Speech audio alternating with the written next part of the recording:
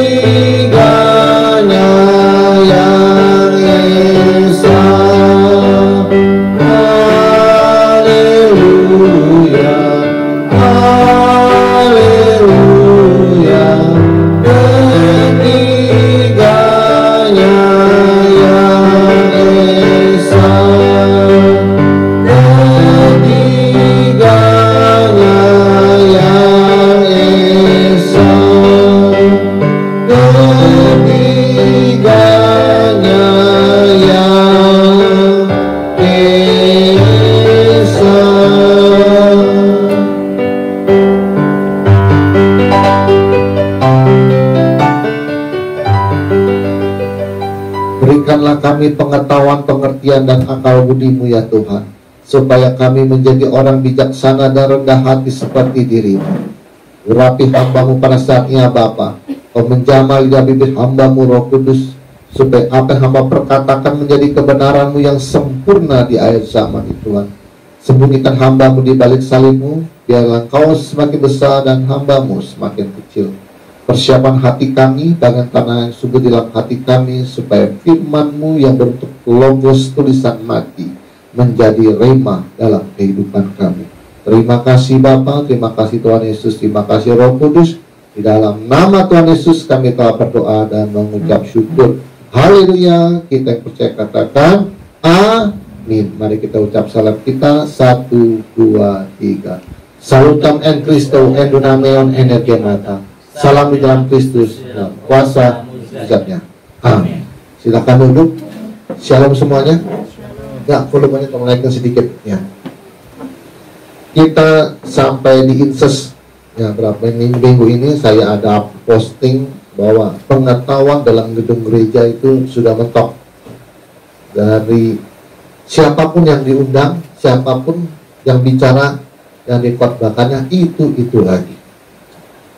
Semua ini dari semua denominasi, mau yang apa namanya, yang Kristen Ortodok, Kristen Katolik, Kristen Protestan, dan Kristen Karismatik. Saya kalau berkatakan demikian itu berdasarkan ukuran saya ya, karena itu sudah jalan hidup saya. Saya bertobat tahun 99, bulan 5, bulan 6.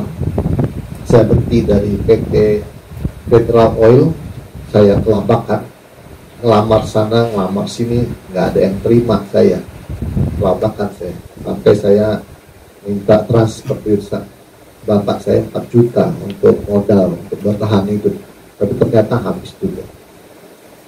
Di akhirnya saya lihat kok hidup saya ngelamar kemana-mana, nggak ada panggilan, saya akhirnya berjalan nggak tentu arah, nggak tahu saya jalannya kemana, terus jalan aja gitu. Saya akhirnya berjalan kaki waktu itu, naik motor, saya nggak salah naik motor, udah berhenti. Berarti kalau udah berhenti, saya masih pakai motor. Udah beli motor waktu udah berhenti, saya jalan di Jakarta Utara, di Jalan Keramat. Itu Keramat 3 atau Keramat 5, saya lupa jalan gangnya. Lalu saya menemukan itu ada gereja Katolik di sana, cukup besar. dalam gang itu, saya buka, saya dorong pintunya gereja Katolik. Saya kira ada pastornya gitu, atau ada susternya gitu, dirawat. Ternyata kosong. Saya dorong pintu gerbang gereja Katolik besar. Saya melangkah ke mimbar, kosong semua di gereja. Saya juga bingung kenapa waktu itu kadang kosong di gereja Katolik. Biasanya ada yang goyoran, misalnya romonya apa gitu. Kosong itu gereja. Lalu di depan altar itu, di mimbar saya sujud, saya nangis. Tuhan ampuni saya, Tuhan. Sekarang saya butuh jalan, Tuhan. Ampuni segala dosa saya. Saya bilang, Tuhan, saya mau bertobat setelah saya dapat kerjaan lagi, Tuhan. Saya nggak doanya kalau saya nangis terus sedih. Nangis sudah puas, saya keluar dari gereja Katolik itu nggak ada orang. Saya tutup lagi pintu gerbang. Kadang nggak ada orang, sekarang saya pulang ke kos. Saya ngelamar akhirnya di PT Astra Otopak. Jadi Astra, ini grupnya Honda ya, dari Federal itu juga olinya Honda. Terus saya ngelamar di PT Astra Otopak. Berarti ini bagian spare partnya. Tadinya bagian oli, saya lamar ya, diterima. Diterima interview bulan Desember, diterima. Saya bulan Januari sudah mulai kerja. Nah, semenjak kerja itu saya mencari Tuhan. Setiap saya mencari Tuhan itu bukan hanya hari Minggu. Di Jakarta itu dimanapun ada ibadah, saya pergi. Saya nggak peduli denominasinya apa. Mau Metodis kayak, mau GKJMB kayak, mau GSCA kayak, mau GBI kayak, nggak peduli saya. Yang penting asal ada ibadah, saya dengar jadwal ibadah, saya pergi. Jadi saya hampir full saya ke gereja. Senin, Selasa, Rabu, Kamis, Jumat, Sabtu, Minggu. Di mana aja gereja. Jadi saya pergi sampai persekutuan LCAD hari Kamis pun saya pergi. Itu gereja, itu besar. Karena saya pergi ke seluruh denominasi sampai gereja jemaat, gereja Kristen Jemaat Manggabursa, GSCA, gereja apa tuh? GSCA atau apa? GSCA, gereja GSCA itu apa sih katanya? Jemaat Allah, gereja Sidang Jemaat Allah ya. Pergi semua saya. Terus gereja Abalov. Gak dengar balok ya, saya pergi. Tibiria saya pergi, KBI saya pergi, ke GP Gloria Gilbert juga pernah. Terus ke gereja Yehuda Gospel Ministry, Betani juga pernah. Itu yang di Jakarta besar itu. Nah, koordinatornya kebetulan pengusaha orang kaya. Itu baru buka, sampai istri saya audisi ya. Saya duluan diterima jadi asal saya. Istri saya audisi mau jadi WL di sana. Sambil ngobrol mau jadi asal terima tamu, kan bercakap koordinatornya pengusaha orang kaya. Sambil ngobrol, kita hitung-hitungan dia bilang, ini kursi ruangan ada berapa ya? Dia bilang, ruangan 5.000 kursi. Kalau satu orang 5.000 kali 5.000 berapa? Sekali ibadah 25 juta, 4 kali ibadah 100 juta. Itu karena dia pengusaha Cina lagi, larinya ke sono Pak, asal koordinator ibadah gitu. Sampai dia ke sono, saya pikir ya bener juga sih ya, cepet bener dia ngitung ya. Ini 5.000 kursi Pak, kalau satu orang kolektor 5.000, 25 juta, 4 kali ibadah 100 juta perempuan ya, luar biasa ya. Kita buka gereja aja kalau kita udah terjadi usaha deh. Ya, dari sana saya ke Gospel Ministry, terus saya di Partai Ibadah Reform, ya, Reform. Jadi Reform Kebun Jeruk, dan korbannya yang sering sana Pendeta Aiter. Kalau Anda buka di YouTube Pendeta Aiter Reform, itu saya pernah dengar korbannya. Ada sebulan dari sana sama istri saya. Jadi sering saking bertobat cari Tuhan. Jadi tidak ada hari yang tidak saya ke gereja. Wah, jadi kalau baru seminggu 3 kali belum apa-apa, saya 7 hari ke gereja. Seluruh denominasi saya pergi, membuat saya seluruh doktrin saya tahu dong. Membuat saya seluruh pengajaran saya tahu dong. Itu udah perjalanan hidup saya. Saya nggak dapat di STT, Pak. Semua pengetahuan ini nggak dapat. Saya muter semuanya. Akhirnya penuh nih, Pak. Membuat setelah saya jadi pendeta itu penuh kan pengetahuan. Saya akhirnya kalau pergi ke gereja manapun udah tahu saya kemana. Udah tahu saya khotbahnya nih, pasca udah tahu, ini Pentakosta nih, ini pasti nih khotbahnya pencurahan Roh Kudus. Saya sudah sampai hafal saya. Dan ternyata kalau sekarang ukurannya saya, kalau saya buka YouTube, saya lihat judulnya aja, saya sudah tahu isinya apa tuh orang pendeta atau khotbahnya apa. Paling beda-bedanya cuma kalau yang sekolah STT tinggi sejarahnya dulu pada pemerintahan Roma dulu ada Aristoteles, apalagi Zeus, budaya Yunani, paling beda-beda itu doang Pak. Tapi secara firman saya sudah tahu khotbahnya apa. Jadi ukurannya adalah saya. Bagi saya di gereja manapun, di denominasi apapun, semua sudah mentok pengetahuan. Semua mentok.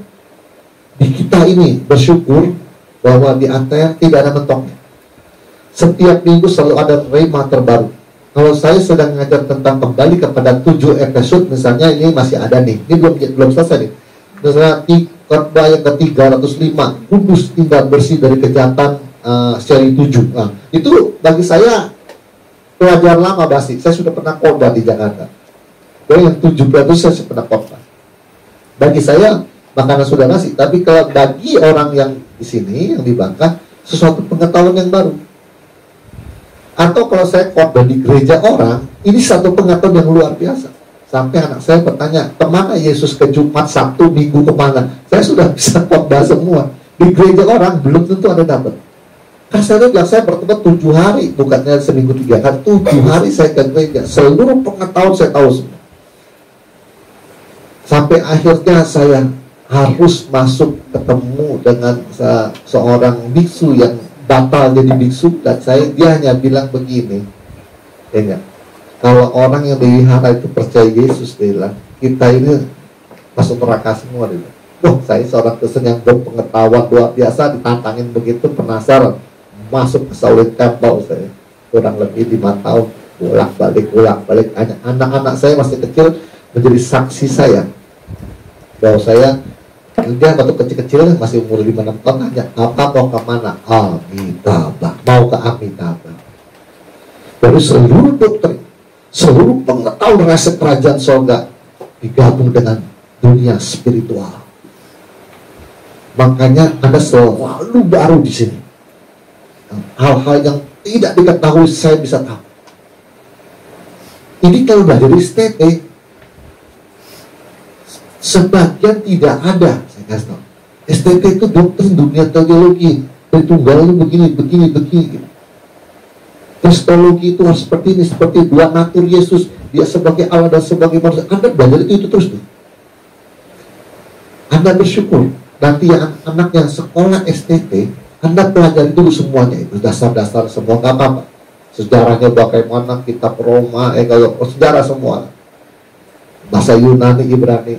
Tapi pengetahuannya, dasar daripada kebenarannya Anda sudah tahu semua. Saya curahkan habis-habisan di sini. Kalau Anda dengar khotbah pada gereja Aten, Anda akan mendapat sesuatu yang baru. Tidak ada barang lama. Saya mengatakan baru kalau saya berkata ini rema terbaru. Nah, itu saya baru dapat semalam. Saya baru dapat 2 hari yang lalu. Tapi kalau sudah jalan episode itu saya sudah berjalan lama. Tapi nggak apa-apa. Semua saya harus curahkan semua supaya visi itu penuh di dalam diri Anda kalian yang di ruangan ini. Jadi hanya di Athena seluruh pengetahuan itu dikumpulkan sama Tuhan. Dan itu jalan hidup saya, karena saya dulu seperti itu, dari bujangan ke gereja 7 hari.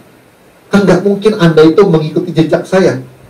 Nah, 7 hari ke gereja, apalagi kalau di Bangkas, maaf aja, pengetahuannya Anda pindah 7 hari ke gereja, tapi dimanapun Anda ibarat tetap korbannya itu, benar nggak? Khusus di Bangka, karena di Bangka ini nggak berkembang. Lain di Jakarta, gereja begitu banyak yang rapat, sampai semol-mol, seruko-ruko, serumah-rumah, serukan-rukan di dalam mall kayak BTC itu. Kalau di Jakarta itu habis itu mall gereja semua itu. Ada lihat ruko nganggur habis di Jakarta itu. Sampai satu gereja itu, satu gedung itu ada 4 gereja. Gantian jam 7, jam 10, 4 lantai. Jadi ini pendetanya lain. Sampai begitu banyak gereja di Jakarta. Anda nggak perlu itu saya, itu jalan nasib saya.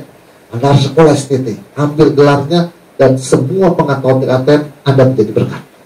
Karena kalau khotbah di gereja lain, Anda jadi berkat.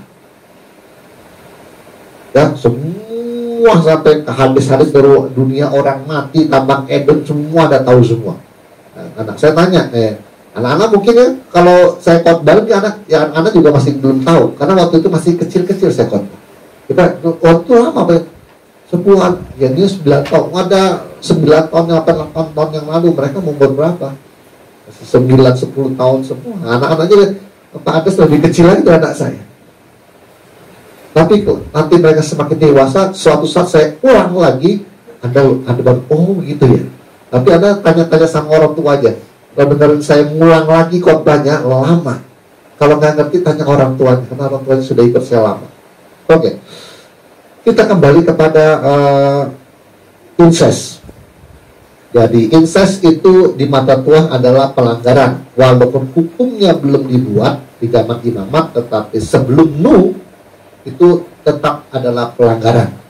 Lot dan kedua anaknya gimana? Itu Pak diizinkan. Diizinkan itu bukan menjadi satu pedoman kebenaran. Zaman sekarang orang zina, selingkuh juga diizinkan, maling, korupsi juga diizinkan. Apa itu satu kebenaran? Enggak, sesuatu yang diizinkan itu belum tentu kebenaran. Oke.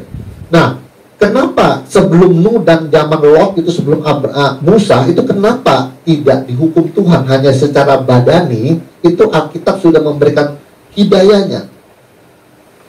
Roma 5:13. Sebab sebelum hukum Taurat ada, telah ada dosa di dunia. Udah ada.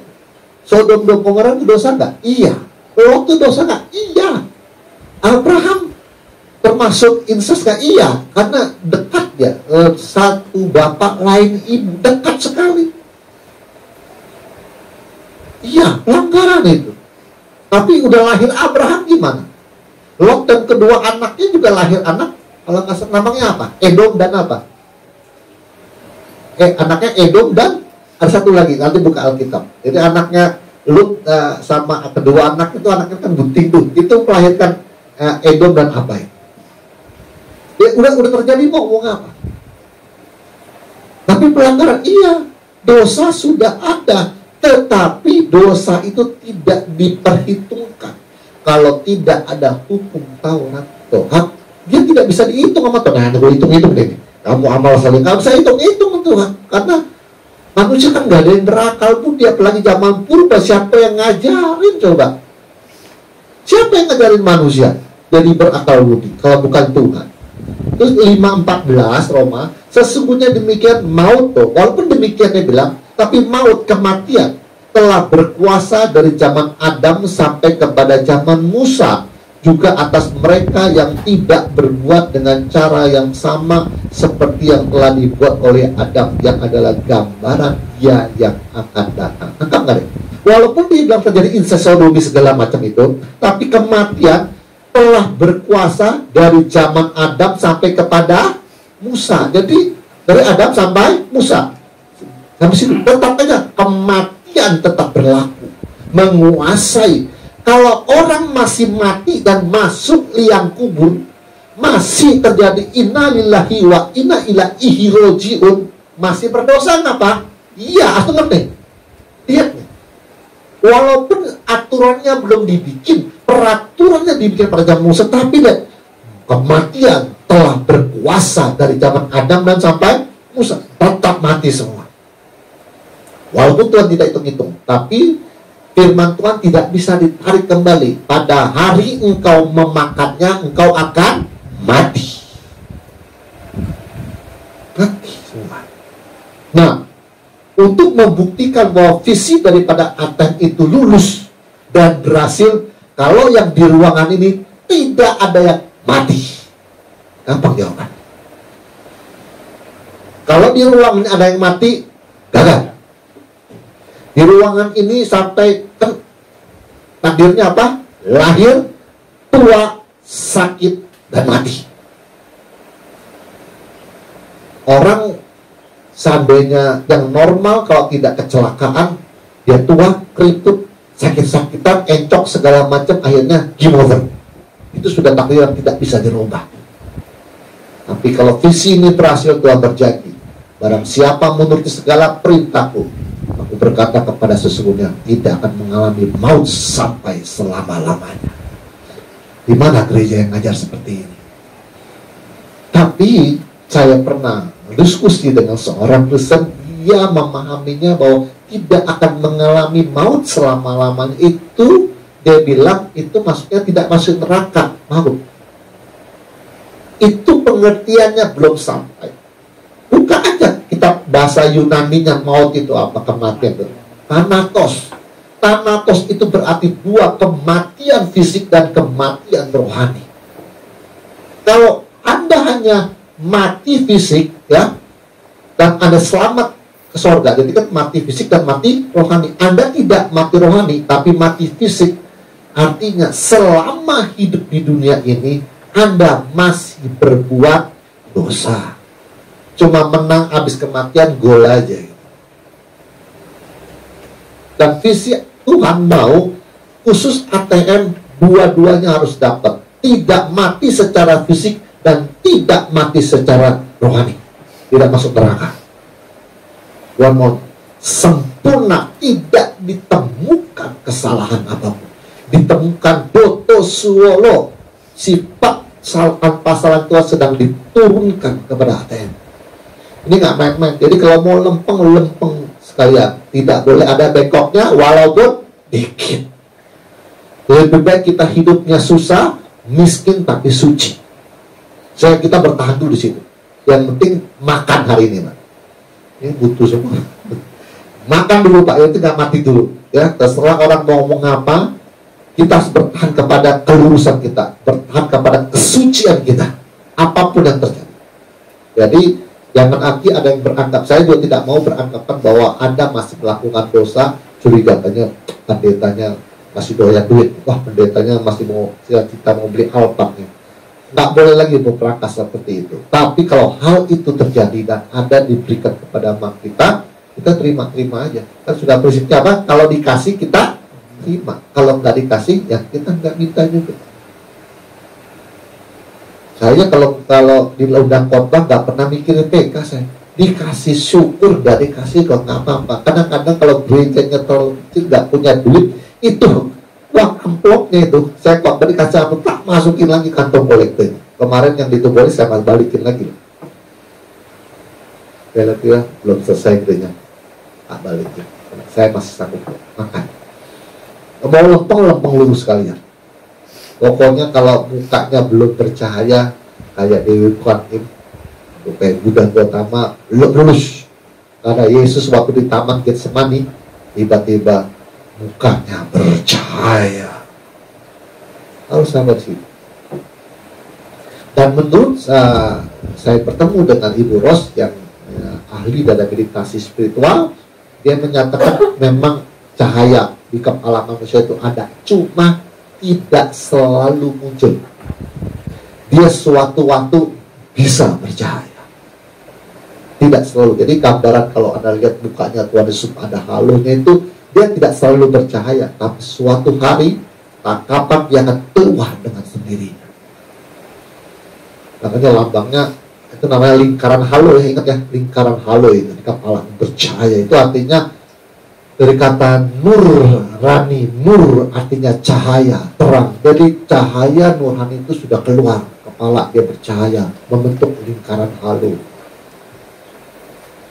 Oke.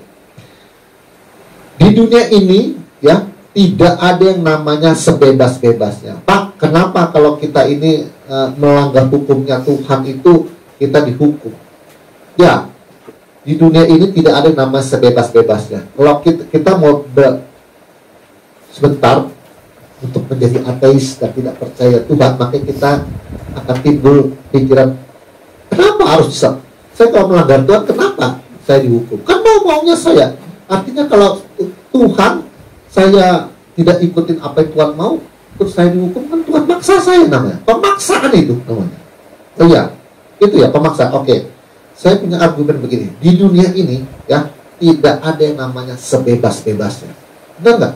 Oke, kita buktikan. Apakah di dunia ini ada yang namanya bebas? Sebebas-bebasnya. Kita berada di jalan dibatasi oleh trotoar, benar? dibatasi rambu-rambu dan marka jalan. Benar, kalau mau bebas gak usah pakai lampu merah, kan bebas. Ternyata secara dunia manusia pun tidak ada yang namanya bebas sebebas-bebasnya. Yang kedua, kita mau pasang musik di rumah pun dibatasi oleh tetangga. Terlalu keras bisa mengganggu tetangga, benar? Wah, anggap kita punya suara sound system besar, main karaoke, nggak bisa, dibatasi oleh tetangga kita. Jadi adalah satu kebenaran ya, kalau kita gereja itu selalu menutup di dalam gedung, karena kita dibatasi oleh kuping orang lain juga. Gereja tidak boleh pasang speaker di luar sebenarnya, boleh, ya. Jadi harus ke dalam memang, karena dibatasi malah. Di dunia tidak ada yang namanya sebebas-bebasnya. Orang bermain sepak bola sudah dibatasi garis lapangan, benar? Tidak bisa bermain di luar lapangan sebebas-bebasnya, gak ada. Tetap dibatasi. Saya punya argumen seperti itu. Demikian juga kita hidup di dunia ini sudah dibatasi oleh hidayah Alkitab atau aturan Tuhan. Dengarkan Anda, manusia-manusia yang mempunyai prinsip bahwa saya tidak percaya Tuhan, yang penting saya hidup baik, saya ateis, saya agnostis, ya. Dengarkan rekaman khotbah saya. Di dunia ini pun, bukan hanya nanti di akhirat, di dunia ini pun tidak ada yang namanya sebebas-bebasnya. Setiap langkah kaki kamu, apapun perilakumu dalam hidup ini tetap dibatasi oleh namanya haknya orang. Benar nggak? Iya dong. Orang mau tidur siang, kamu pasang musik gede-gede. Orang mau tidur malam-malam, aku tetap karaoke dalam rumah kamu. Tetap dibatasi oleh kuping orang lain. Jadi di dunia ini tidak ada yang sebebas-bebas. Demikian juga dalam kehidupan rohani.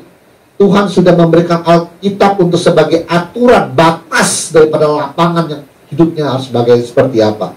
Yang boleh dan tidak ada namanya progresif sebebas-bebasnya.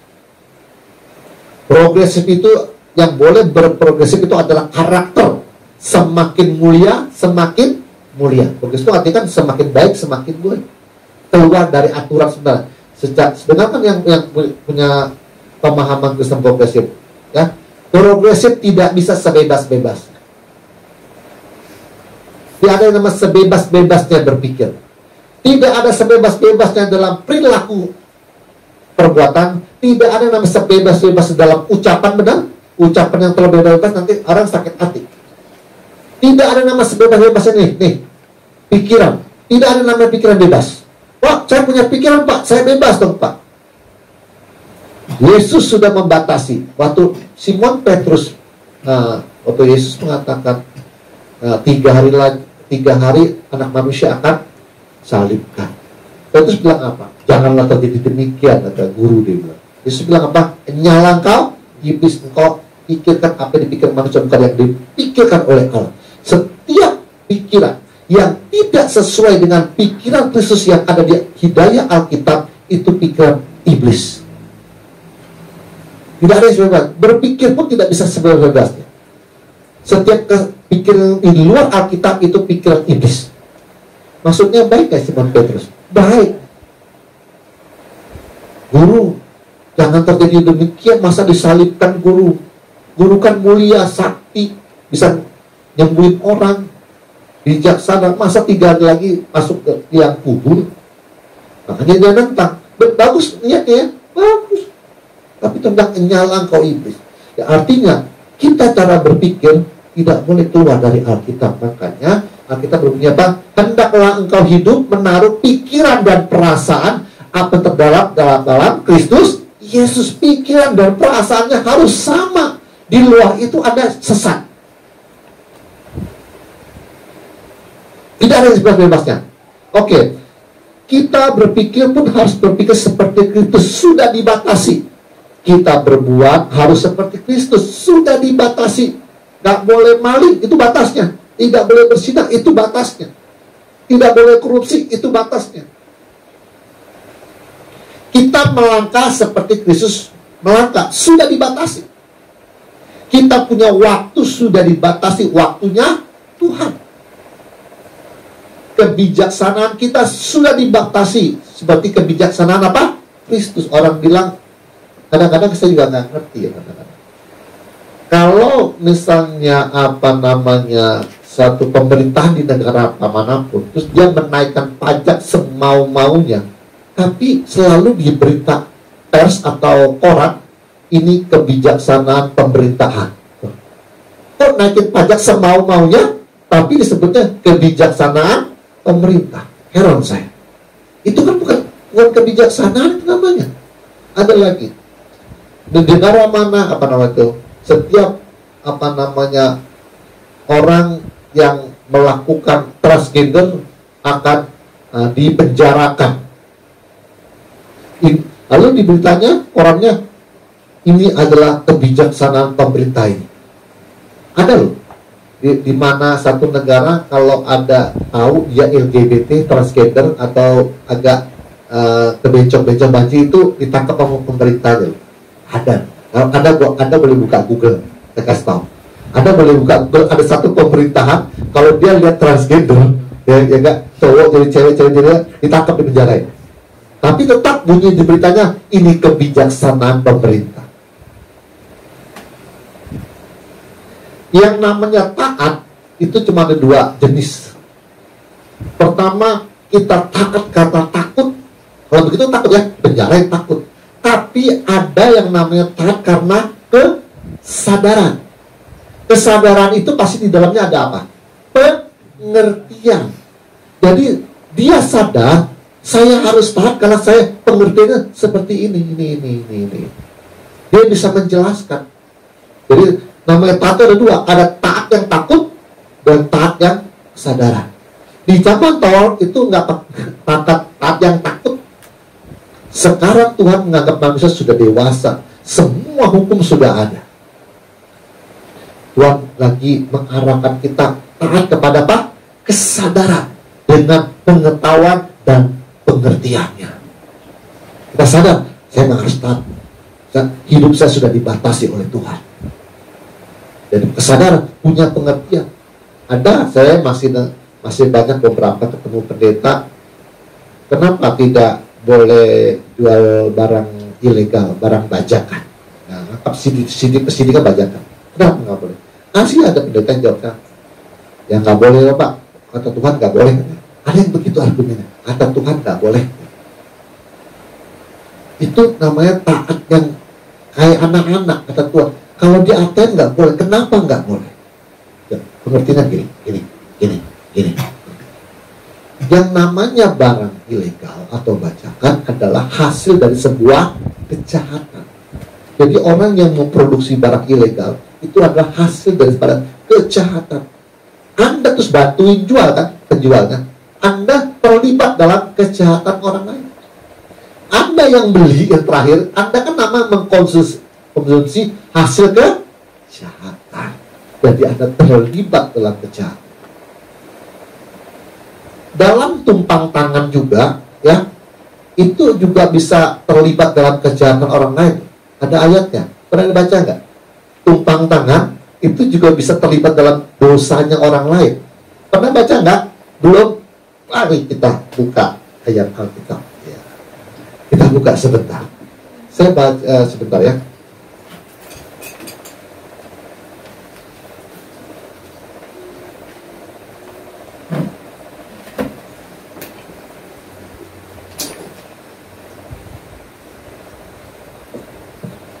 Orang tumpang tangan itu bisa terlibat kejahatan orang lain.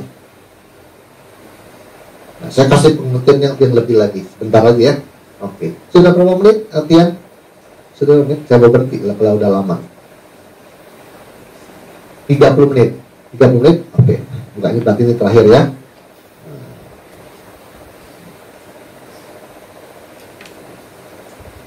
Tumpang tangan itu juga bisa melibatkan dosanya orang lain. Sebentar, saya cari.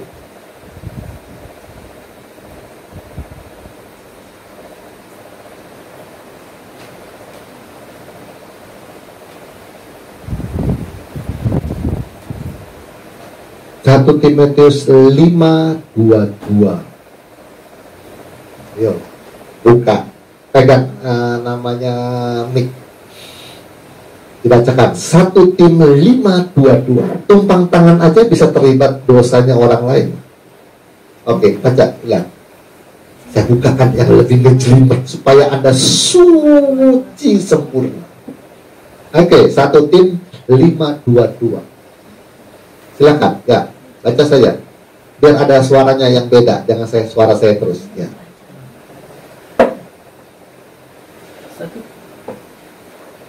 1 Tim 5:22. 1 Timotius 5 ayat 22. Janganlah engkau terburu-buru menumpangkan tangan atas seseorang, dan janganlah terbawa-bawa ke dalam dosa orang lain. Jagalah kemurnian dirimu. Ya, kan? Tumpang tangan juga nggak, artinya Tuhan mengingetin, tumpang tangan jangan sembarangan. Siapa tahu dia hasil kejahatan. Misalnya gini, kita kan namanya pemberkatan itu juga kan dia, kalau dia cerai, dia menikah lagi kan, itu harus dicek dulu informasinya. Saya tegaskan, setiap kalau ada yang mau pernikahan kembali, dicek dulu benar nggak yang di sono sudah nikah lagi. Kalau yang di sana belum nikah, tidak boleh tumpang tangan. Ini masih dalam hidup dalam berzina. Jangan terbawa-bawa dosa orang lain. Jagalah kemurnian diri. Jadi kita nggak terlibat, jadi kita nggak murni. Ada juga nih, orang mungkin, pendeta, saya janji saya akan sumbang 10%. Saya ada proyek Pak, cuma belum tembus-tembus Pak. Tolong Bapak tumpang tangan supaya proyek tembus. Pokoknya kalau untungnya saya sumbang gereja 10%. Itu dicek dulu ya. Jangan tumpang tangan nih. Kita nggak tahu Pak, dia hasil kolusi main sama pejabat, bagi-bagi supaya proyeknya tembus. Jadi hasil kita tumpang, kita karena udah ngiler duitnya 10 itu, berapa nilai proyeknya Pak? Anggap kita berapa nilainya Pak? Nilainya Pak 100 miliar Pak. Untungnya berapa? Untungnya misalnya 500 juta Pak. Kita mikir kok 10% berapa tuh? 50 juta. Wah, kita dalam hati kita sudah tergoda. Oke lah, tumpang tangan, dia udah janji ini kan gitu. Dalam nama Yesus Tuhan, biar proyek Bapak ini Tuhan dilancarkan. Kau membuka jalan-jalan kehidupannya Tuhan, supaya proyek ini lancar dalam nama dan bisa memberkati pekerjaan Tuhan dalam nama Yesus. Hati-hati, cek dulu Pak. Takutnya ada polusi, dia kerjasama dengan pejabat Pak. Anda numpang tangan, Anda terlibat dalam dosanya orang, karena hatimu sudah ngiler dengan 10%, karena udah kebayar 500 juta, 10% berapa? 50 juta. Sorry ya, kalau di ATM ini Anda ngomong duit gak kena Mas ya. Untung saya bersyukur ATM ini dijuluki pendeta gak doyan duit, padahal doyan Pak. Ya enggak? Masa kita di dunia ini gak doyan duit Pak? Dikasih yang mau aja. Cuma saya hatinya tidak melekat kepada uang. Jadi Anda kalau sokok-sokok saya, diiming-imingi dengan perpuluhan, diiming-iming janji iman, untuk saya doakan tumpang tangan, Anda nggak bisa. Karena saya tidak menjadikan uang itu adalah tuan saya. Alkitab berkata apa? Bersahabatlah dengan mamon yang tidak jujur. Kalau mamonnya tidak bisa menolong lagi, maka kau akan diterima di kemah abadi. Kita bersahabat dengan uang, kita manfaatkan dia untuk kerajaan Tuhan dan segala pekerjaannya. Kalau udah gak butuh, buang aja supaya kita diterima di kemah abadi.